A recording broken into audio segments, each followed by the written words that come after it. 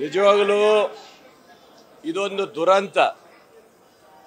ಯಾವ ಸರ್ಕಾರನೇ ಇರಲಿ, ಯಾವುದೇ ಇರಲಿ, ಯಾವ ಈ ಥರ ಘಟನೆಗಳು ಬಂದಂಥ ಸಂದರ್ಭದಲ್ಲಿ ಉಗ್ರವಾದಂಥ ಕಠಿಣ ಕ್ರಮಗಳನ್ನು ತಗೊಂಡು ಹೋದರೆ ಇದೇ ಥರ ಇವತ್ತು ನಡೀತಾ ಇತ್ತು. ಇವತ್ತು ಸದನದಲ್ಲಿ ಪ್ರಸ್ತಾಪ ಮಾಡಿದ್ದಾರೆ.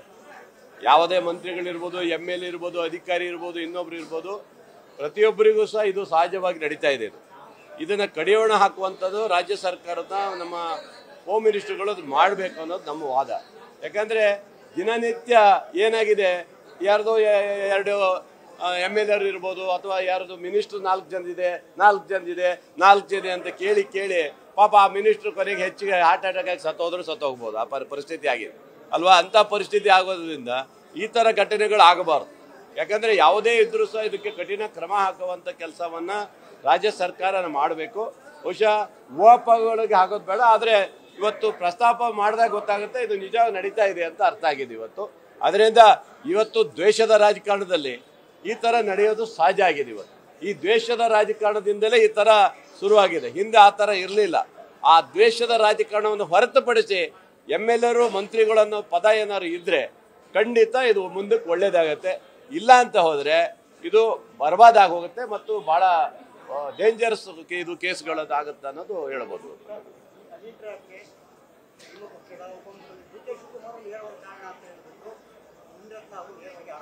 ಮುನಿರತ್ನ ಅವನೇ ದೊಡ್ಡ ಕೇಡಿ, ಅವನೇ ಒಬ್ಬ ದೊಡ್ಡ ಮೋಸಗಾರ, ಗೊತ್ತಾಯ್ತಾ? ಅದು ಹೇಳಿದಲ್ಲ, ಇದ್ರದ್ದು ಇಂಜೆಕ್ಷನ್ ಅಲ್ಲಿ ಹಾಕಿರುವಂಥ ಒಂದು ಭಾಳಷ್ಟು ಜನರ ಮೇಲೆ ಹಲ್ಲೆ ಮಾಡಿ ಎಷ್ಟೋ ರೋಡಿಗಳ ಕೇಸ್ಗಳು ಮಾಡಿರುವಂಥ ಒಬ್ಬ ವ್ಯಕ್ತಿ.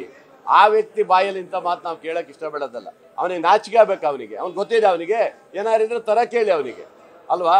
ಒಬ್ಬ ವ್ಯಕ್ತಿ ಯಾರ ಅಂತ ಗೊತ್ತು. ಮುನಿರತ್ನ ಬಗ್ಗೆ ನಾನು ಮಾತಾಡಕ್ಕೆ ಹೋಗಲ್ಲ, ಹೇಸಿಕಾಗತ್ತೆ ಅವನ ಬಗ್ಗೆ ಮಾತಾಡೋಕ್ಕೆ.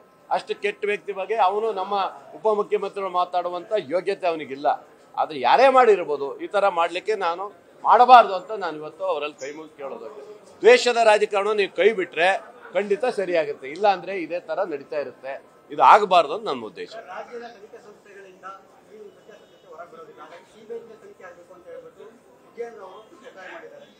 ಅಲ್ಲ, CBI ಕೊಟ್ಟು ನಾವು ನೋಡಾಗಿದೆ ಅಲ್ಲ. CBIಗೆ ಎಷ್ಟು ಕೊಡ್ತೀರಿ, ಎಷ್ಟಂತದೇ CBI ಕೊಡ್ತೀರಿ? ನಮ್ಮ ರಾಜ್ಯದ ಪೊಲೀಸ್ ಇಲಾಖೆ ಮೇಲೆ ನಂಬಿಕೆ ಇಲ್ವಾ? ಕೊಡ್ಲಿ, ಯಾಕೆ ಆಗೋದಲ್ಲ? ಮುಖ್ಯಮಂತ್ರಿಗಳು ಕೊಡ್ಲಿ. ಇಡೀ ರಾಜ್ಯದಲ್ಲಿ ಹೆಸರಿದೆ. ಹಾಗಾಗಿ CBI ಕೊಟ್ಟಿದ್ದಲ್ಲ ಏನಾಗಿ ಹೋಗಿದೆ? ಎಲ್ಲ ಆಗೋಗಿದಾವ, ಎಲ್ಲ ಮುಕ್ತಾಯ ಆಗೋಗಿದಾವ. ಅವು ಕೊಟ್ಟರೆ ಈ ಸರ್ಕಾರ ಮುಗಿದು ಇನ್ನೊಂದು ಸರ್ಕಾರ ಬಂದರೂ ಅದು ಮುಗಿಯಲ್ಲ. ಅದು ಆದ್ರಿಂದ ನಿಜವೂ ತೊಲಗಬೇಕು. ಈ ಥರ ಯಾವುದೇ ದ್ವೇಷ ರಾಜಕಾರಣವನ್ನು ಮತ್ತು ಈ ಥರ ಕೆಟ್ಟ ಸಂಸ್ಕೃತಿಯನ್ನು ದಯವಿಟ್ಟು ಮುಂದೆ ನಡೀಬಾರ್ದು, ಮುಂದೆ ಆಗಬಾರ್ದು. ಇದಕ್ಕೆ ಕಡಿವಾಣವನ್ನು ರಾಜ್ಯ ಸರ್ಕಾರ ಹಾಕಬೇಕು ಅನ್ನೋದು ನನ್ನ ಉದ್ದೇಶ. ಎಲ್ಲರೂ ಇರ್ರಿ, ಯಾರಾದ್ರೂ ಏನು. ನಾನು ಹೇಳ್ತಾ ಇರೋದು ನನ್ನ ಒಬ್ಬ ಪಕ್ಷದವರು ಮಾತ್ರ ಅಂತಲ್ಲ. ಯಾವುದೇ ದ್ವೇಷದ ರಾಜಕಾರಣವನ್ನು ಇನ್ನು ಮೇಲೆ ಮಾಡಕ್ಕೆ ಹೋಗಬೇಡಿ. ಈ ಥರ ಕೆಟ್ಟ ಇದನ್ನು ಸಂಸ್ಕೃತಿ ಇದು ತರಕ್ಕೆ ಹೋಗಬೇಡಿ. ಯಾಕಂದರೆ ಇದು ಒಳ್ಳೇದಲ್ಲ. ಇದು ಮುಂದೆನೂ ಸಹ ಕೆಟ್ಟ ಪದ್ಧತಿ ಆಗ್ಬಿಡುತ್ತೆ. ಇದು ಆಗಬಾರ್ದು ಅಂತ ಹೇಳಿ ಅದನ್ನು ಕಡೆಗಾಣಿಸುವಂಥದ್ದು.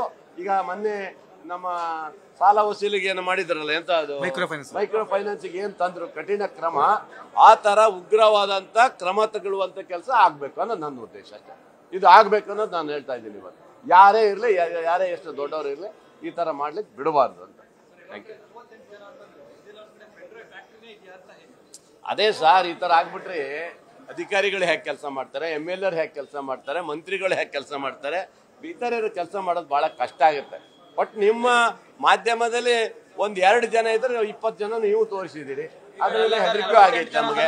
ಅದರಿಂದ ಮೊನ್ನೆ ಹೇಳೋಣ, ಮೊನ್ನೆ 4 ಜನ ಅಂತ ನೀವೇ ಹೇಳಿದ್ರಿ.